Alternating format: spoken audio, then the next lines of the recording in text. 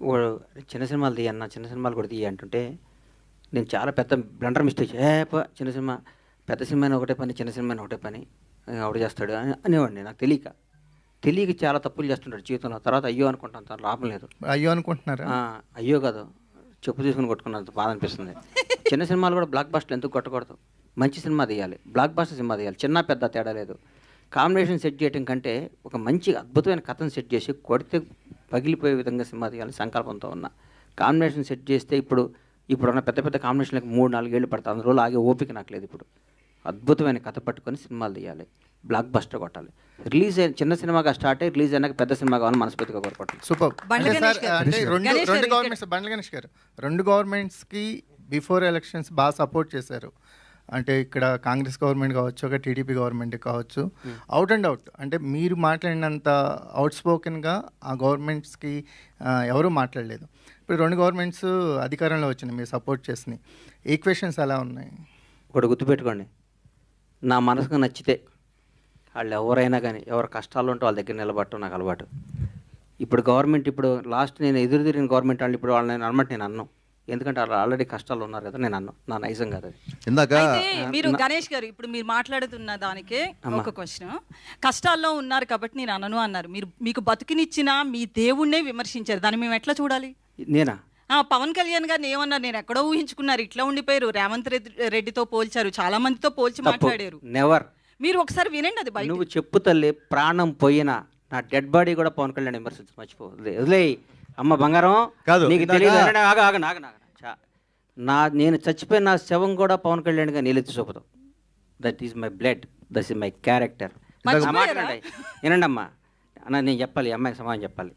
నా ప్రాణం పోయినా నేను ఫస్ట్ అధికారంలో ఉన్నప్పుడు ఒక రకంగా, అధికారంలో లేనప్పుడు ఒక రకంగా పిచ్చిగా మాట్లాడటం. కానీ నా మనసుకు నచ్చితే దేవుడైనా ఎదిరిస్తాను, నచ్చకపోతే నచ్చితే వాళ్ళు ఎవడైనా కాళ్ళు పట్టుకుంటారు. నా క్యారెక్టర్ అది. చంద్రబాబు నాయుడు గారిని భారతదేశం మొత్తం ఆయన దగ్గరికి వెళ్ళాలంటే భయపడ్డ క్షణంలో, వణుకుతున్నారు. ఆయనతో లబ్ధి పొందినాడు కూడా వణుకుతున్న క్షణంలో చంద్రబాబు గారికి మద్దతుగా నిలిచిన మొదటి సినిమా రంగం నుంచి మొదటి వ్యక్తిని నేను. అది నా క్యారెక్టర్. నేను తెలుగుదేశం పార్టీ కాదు, నేను పవన్ కళ్యాణ్ మనిషిని.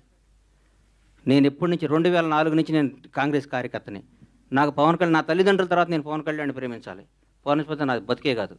ఆయన జనసేన పార్టీ పెట్టినా కానీ నా బ్లడ్లో కాంగ్రెస్ ఉంది. నేను పార్టీకి, నేను రాజకీయం ఉంటే కాంగ్రెస్లో ఉంటే లేదా రాజకీయాలు మానేస్తాను. అంతేగాని పవన్ కళ్యాణ్ కంటే నా తల్లిదండ్రుల తర్వాత నేను పవన్ కళ్యాణ్ ఇష్టపడాలి, జనసేనలో తిరగాలి.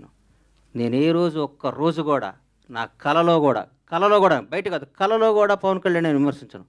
నా ఇంట్లో, నా బెడ్రూమ్లో పవన్ కళ్యాణ్ ఫోటో ఉంటుంది. అది నా క్యారెక్టర్ అమ్మ. రేవంత్ రెడ్డి పొగిడి ఉండొచ్చు, ఎవరు నేను పొగిడొచ్చు. పవన్ కళ్యాణ్ గారు, పవన్ కళ్యాణ్ తక్కువ చేసి రేవంత్ రెడ్డిని అది నువ్వు అనుకుంటే అది నీ కర్మ అమ్మ. పొగిడేటట్టు చూపించమ్మా. నువ్వేదంటే ఇప్పుడు పంపించద్దు, ఇప్పుడు చెప్పాలి నాకు. 10-half an hour ఉంటాను, తెప్పియమ్మా. పవన్ కళ్యాణ్ ఇందాక 2 సార్లు అప్పుడు అట్లా అనబాకమ్మా. దయచేసి ఒక క్వశ్చన్ వేసే ముందు ఒక బాధ్యత గల మీద ప్రతిగా రంగం మీ అందరికీ చేతులు ఎత్తి నమస్కరిస్తున్నా. 1-2 సార్లు క్వశ్చన్ చేసుకొని ఏదో అడగాలి, ఏదో మీరు క్రేజ్ తెచ్చుకోవాలి, ఏనమ్మా ఏదో మీరు క్రేజ్ తెచ్చుకొని అడగబాలి. భగవంతుడి మీద సాక్షిగా నేను పవన్ కళ్యాణ్ గారిని అనలేదమ్మా బంగారం, అనలేదమ్మా. ప్లీజ్ తప్పమ్మా, అట్లా అనబాకమ్మా, నన్ను అనబాకమ్మా. నేను పవన్ కళ్యాణ్ గారి భక్తుడినమ్మా, దయచేసి ఆ మాట అనబాకమ్మా ప్లీజ్. నేను అనలేదమ్మా, అనలేదు, అనను కూడా తల్లి ప్లీజ్.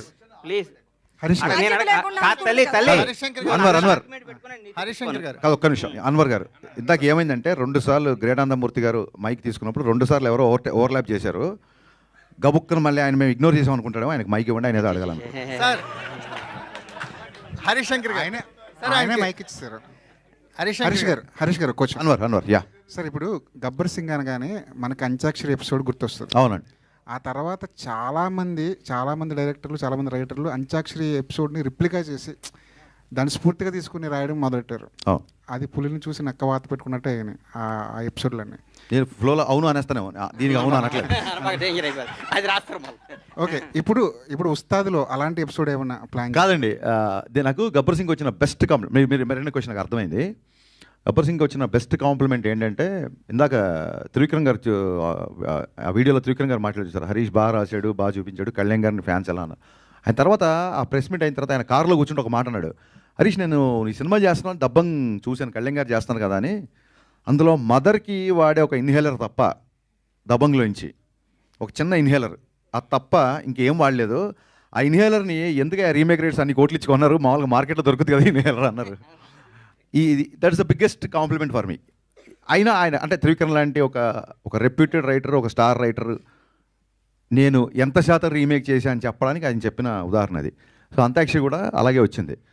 నేను మిగతా వాళ్ళ సంగతి పక్కన పెట్టండి, నేను నా సినిమాలు ఎప్పుడు అలాంటిది మళ్ళీ రిపీట్ చేయాల.